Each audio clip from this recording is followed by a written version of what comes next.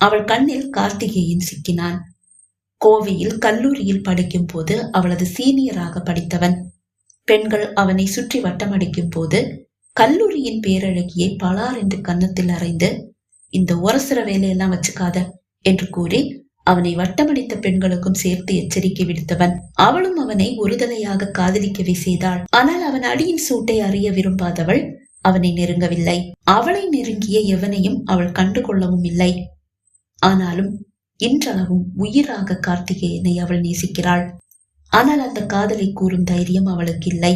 சீனியர்களை வழி அனுப்பும் அந்த நாள் ஜூனியர்களின் கலை நிகழ்ச்சி நடந்தேறிக் கொண்டிருக்கும் போது அவன் மீது கொண்ட காதலில் அவனையே சுற்றி சுற்றி வந்தவள் அந்த இருளில் மின் விளக்குகள் மின்தடையில் அணைந்த அந்த நொடி அவன் மீது கொண்ட காதலின் உச்சத்தில் அவன் கன்னத்தில் பஜக்கென்று முத்தமிட்டாள்.